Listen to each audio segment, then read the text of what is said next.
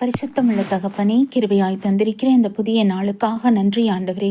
இந்த மாதத்தின் 27வது நாளுக்காக தேவனுக்கு நன்றி செலுத்துகிறோம். எங்கள் பிதாவாகிய தேவனுக்கு ஸ்தோத்திரம். கர்த்தராகிய இயேசு கிறிஸ்துவுக்கு ஸ்தோத்திரம். பரிசுத்த ஆவியான திரியேக தேவனுக்கு ஸ்தோத்திரம். இந்த நாளிலும் கூட வாசிக்கும்படியே தெரிந்து கொள்ளப்பட்ட வேத பகுதி சோதனையை மேற்கொள்ளுதல் என்கிற தலைப்பின் கீழ் வருகிற வாக்குத்தத்தங்களை நம் விசுவாசரி கேட்டு ஜெபிப்போம். மத்தேயு 26:41. நீங்கள் சோதனைக்குட்படாதபடிக்கு விழித்திருந்து ஜெபம் பண்ணுங்கள். ஆவி உற்சாகம் உள்ளதுதான், மாம்சமோ பலவீனம் உள்ளது என்றார். 1 கொரிந்தியர் 10:13. மனுஷருக்கு நேரிடுகிற சோதனையே அல்லாமல் வேறே சோதனை உங்களுக்கு நேரிடவில்லை. தேவன் உண்மையுள்ளவராயிருக்கிறார். உங்கள் திராணிக்கு மேலாக நீங்கள் சோதிக்கப்படுகிறதற்கு அவர் இடம் கொடாமல் சோதனையை தாங்கத்தக்கதாக சோதனையோடு கூட அதற்கு தப்பிக்கொள்ளும்படியான போக்கையும் உண்டாக்குவார் என்பதே. கர்த்தருடைய நாமத்திற்கு மகிமை உண்டாவதாக. சர்வ வல்லமையுள்ள தகப்பனே, கிருபையான நம்முடைய வாக்குத்தத்தங்களுக்காக நன்றி செலுத்துகிறோம் என்றாஜா. அமீனப்பா. தகப்பனே, உம்முடைய பிள்ளைகள், உம்மை விசுவாசிக்கிறவர்கள், உம்முடைய பரிசுத்தவான்கள் ஒவ்வொரு நாளும் சந்திக்கிற பிரச்சனைகள், சோதனைகள் அறிந்திருக்கிறீர் என் ஆவியானவரே. நாங்கள் வாஞ்சித்து இருக்கும் பொழுது அதில் இருந்து தப்பித்து கொள்ளத்தக்கதான போக்கையும் ஒரு வழியையும் நீர் எங்களுக்கு உண்டாக்குகிறீர் ஆண்டவரே. உமக்கு நன்றி அப்பா, நன்றி தகப்பனே. எல்லாவித முகங்களிலிருந்தும் வழிகிற கண்ணீரை துடைக்கிற தேவன் நீர் அப்பா. உமக்கு நன்றி தகப்பனே. நாங்கள் சோதனைக்குட்படாதபடிக்கு விழித்திருந்து ஜெபிங்கள் என்று சொல்லியிருக்கீங்கப்பா. இந்த கிருபையை, இந்த பாக்கியத்தை ஒரு வரமாக எங்கள் ஒவ்வொருவருக்கும் அருள் செய்வீராக. கர்த்தர் இறங்குவீராக என் தகப்பனே.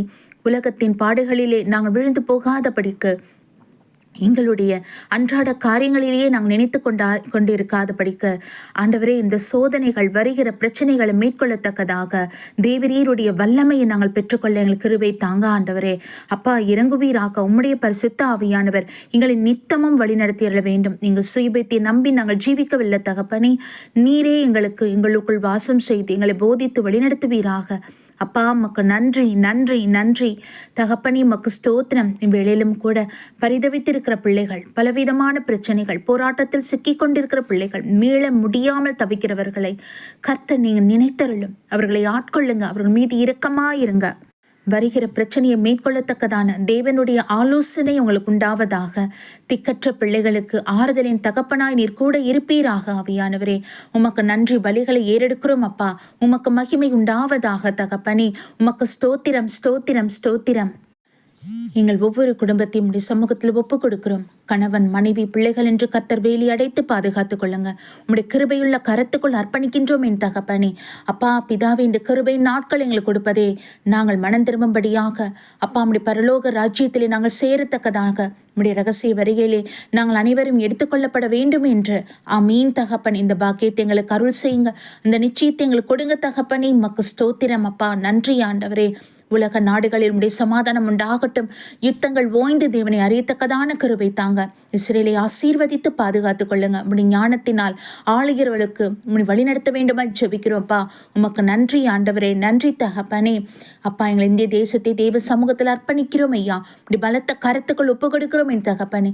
பொல்லாத கண்களுக்கும் வஞ்சனையின் ஆவிகளுக்கும் முற்றிலும் நீங்களாய் ரட்சித்துக் கொள்ளுங்க. உம்முடைய சமாதானம் எங்கள் தேசத்தில் ஜனங்களுக்கு உண்டாகட்டும் என் தகப்பனே. உம்முடைய பாதுகாப்புக்குள் எங்களை ஒப்பு கொடுக்கிறோம். நீர் எங்களை ஆண்டு கொண்டு வழி நடத்தும். கர்த்தராகிய இயேசு கிறிஸ்துவின் நாமத்தில் எங்களை தாழ்த்தி ஒப்பு கொடுத்து ஜெபிக்கிறோம் ஜீவனுள்ள நல்ல பிதாவே. ஆமீன். நம் பிதாவாகிய தேவனுக்கும் நம் கர்த்தராகிய இயேசு கிறிஸ்துவுக்கும் பரிசுத்த ஆவியான திரியேக தேவனுக்கு ஸ்தோத்திரமும் துதியும் கனமும் மகிமையும் வல்லமையும் ஞானமும் பலமும் சதா காலங்களிலும் உண்டாயிருப்பதாக. ஆமீன் ஆமீன் ஆமீன்.